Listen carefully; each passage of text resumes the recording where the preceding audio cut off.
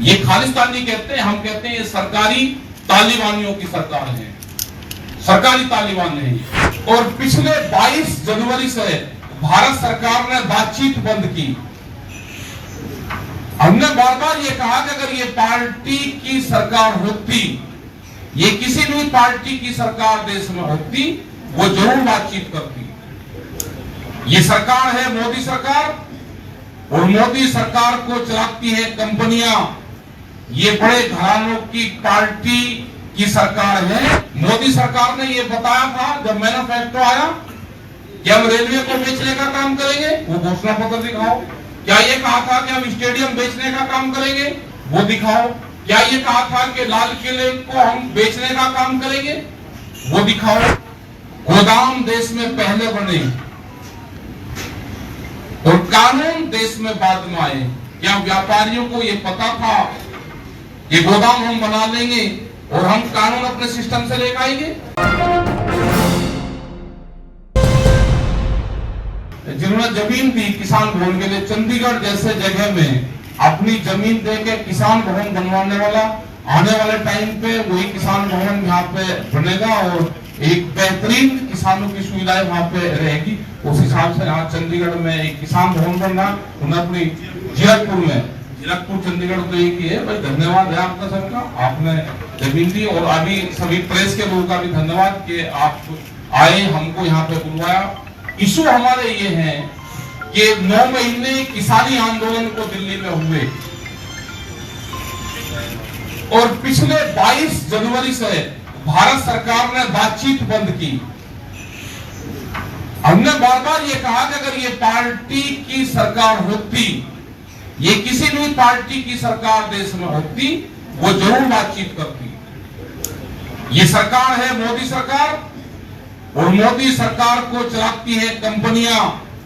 ये बड़े घरानों की पार्टी की सरकार है, बड़े लोगों की सरकार है, और इसीलिए भारत सरकार किसानों से बातचीत करने को तैयार नहीं है। बहुत से सवाल आए, बहुत के प्रेस के लोग, बहुत ने ठीक दिखाया, बहुत प्रेस के लोगों ने निगेटिव दिखाया, लेकिन हमने कहा कि आप दिखाओ हमारे बारे में, जो कहना है आपको हो, लेकिन समाज को बात जानी चाहिए।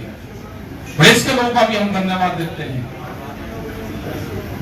इलेक्ट्रॉनिक मीडिया, प्रिंट मीडिया, और वो पूरे देश भर की कहीं के भी अब अपनी भाषा में उन्होंने इस आंदोलन को दिखाया, अब अपने विचार सबको दिखाया। लेकिन किसान की क्या गलती है? गन्ने पे भारत सरकार ने रेट बढ़ाया 5 पैसे पर केजी के हिसाब से। नहीं बताया गया पूरे हिंदुस्तान भर को कि 5 रुपए बढ़ाए, वो किलो पे बढ़ाए या क्विंटल पे बढ़ाए। बहुत लोग तो क्विंटल जानते भी नहीं, हम इसको किलो में रेट बढ़ाएंगे। 5 पैसे पर केजी गन्ने का रेट बढ़ा है। डीजल कितने पैसे बढ़ता था? महंगाई कितनी बढ़ी है कई साल में। यही हाल है। गोदाम देश में पहले बने और कानून देश में बाद में आए।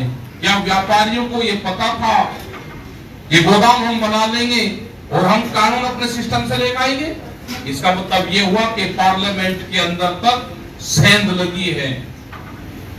क्या अपने घोषणा पत्र में इस मोदी सरकार ने यह बताया था जब मैनिफेस्टो आया कि हम रेलवे को बेचने का काम करेंगे, वो घोषणा पत्र दिखाओ। क्या ये कहा था कि हम स्टेडियम बेचने का काम करेंगे, वो दिखाओ। क्या ये कहा था कि लाल किले को हम बेचने का काम करेंगे, वो दिखाओ। ये कहते हैं कि नहीं बेचे नहीं, हमने तो लीज पे दिया है। लीज पे तो कनॉट प्लेस भी गया है। कनॉट प्लेस गांव के लोगों की जमीन पे पड़ा, उनकी दुकानें वहां पे हैं, आज भी वो गांव वालों की दुकानें हैं। क्या लीज पे गई हुई चीज कोई छूट सकती है? 8 महीने में कोई किराएदार मकान में आ जाए वो नहीं छोड़ता। क्या जो बच्चों के स्टेडियम है उनको बेचने का प्रक्रिया चल रही? 3 कानून से अलग भी यह आंदोलन देश बचाने का आंदोलन है। यह आंदोलन ये नहीं कि अगर पंजाब के लोग आगे, अगर सरदार और सिख समाज के लोग आगे तो आप उनको खालिस्तानी कहोगे। अगर मुस्लिम समाज के लोग आगे तो उनको पाकिस्तानी कहोगे।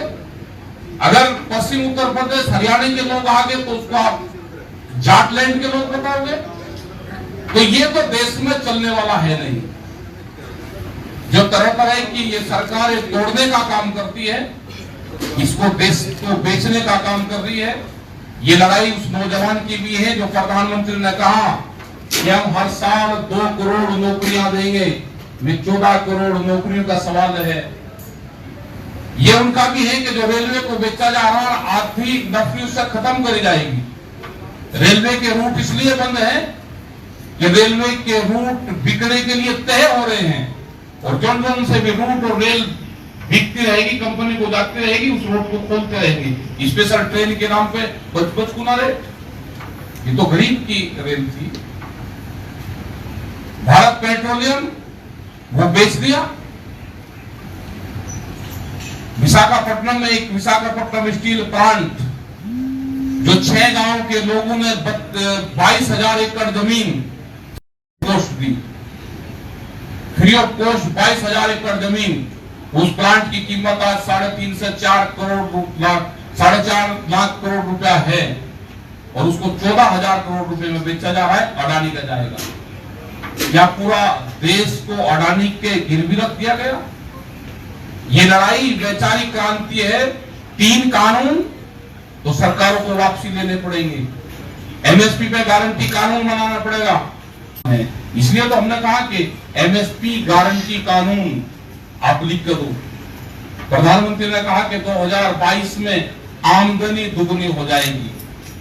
हम भी प्रचार करेंगे, हम भी प्रधानमंत्री का प्रचार करेंगे। आमदनी 2022 में दुगनी होगी।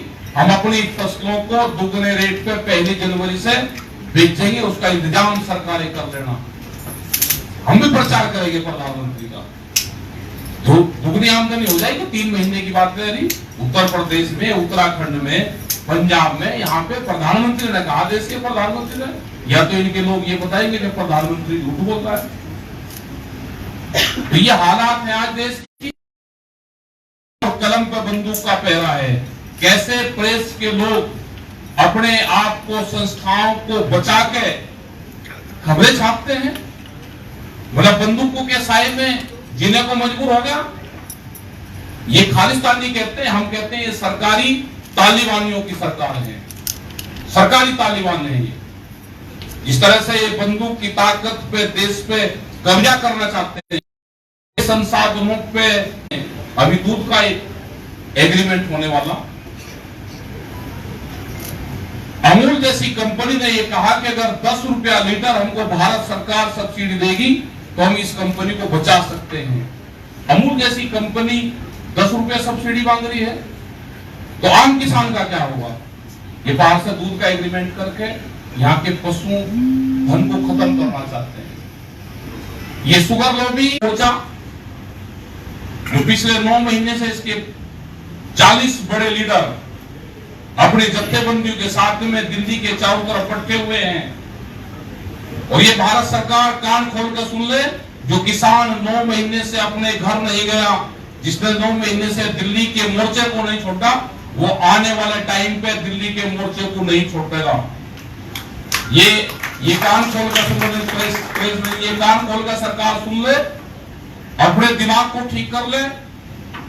ये किसान छोड़ेगा नहीं। आपने गलत जगह पंगा ले लिया है। आप खेती किसानी को बर्बाद करना चाहते हो, अपनी खेती को आप बड़ी कंपनियों को देना चाहते हो, वो नहीं जाएगा। इस तरह से हरियाणा में कानून में बदलाव करा कि कोई भी एक व्यापारी का साथी आएगा, किसी जमीन को, जो हाईवे पर जमीन है, उसको कहेगा कि मैं सर्किल रेट पे इसको खरीदूंगा। वो एक प्रपोजल प्रोफाइल बना कर देगा कि मुझे यहाँ पे इंडस्ट्री लगानी है, ये जमीन मुझे अधिग्रहण करके दे दो। तो अपने साथियों के लिए कानून खुला है इन्होंने। तो इन सब चीजों का विरोध, अपनी जमीन नहीं देंगे। इसने अगर 1000 मीटर एग्रीकल्चर लैंड हाईवे पे खरीद ली, ये उदाहरण है देश भर में, 1000 मीटर जगह खरीद ली, अधिकारियों से सेटिंग की और अपने 4-4, 5-5 किले दूसरी जगह खरीदे। यूनिट को, चंडीगढ़ के यूनिट को, यहाँ पे सब लोग हैं, उनको यहाँ पे बताना है। चंडीगढ़ के अंदर से भी यहाँ पे बसों की व्यवस्था, जो लोग शहरों में रहते हैं, निर्मल जी है हमारे, ने कहा कि बसें लेकर हम भी जाएंगे। तो सब लोग आपस में कांटेक्ट कर लें कि कहां से बसें जाएंगी, कौन कौन लोग जाएंगे, उनकी मॉनिटरिंग कौन करेगा। शांतिपूर्ण तरीके से लोग आए, व्यवस्था बनाकर रखें। बहुत बसे जाएंगे आपस में, पता भी नहीं कि इस आंदोलन को कौन कौन सहयोग करता है। बाहर के लोग, वीडियो आई वहां के किसानों की आई, क्योंकि किसान संगठन हमारा 73 देशों में काम करता है। उन्होंने कहा कि हिंदुस्तान के किसानों को सलाम है, अपने आंदोलन को जारी रखें। हम कंपनियों के चुंगल में फंस के हम बर्बाद हो चुके हैं, और आज यहाँ पे कोई किसान ऐसा अमेरिका में नहीं है जो कंपनियों से मुकाबला कर सके। हिंदुस्तान के किसानों को पूरी दुनिया के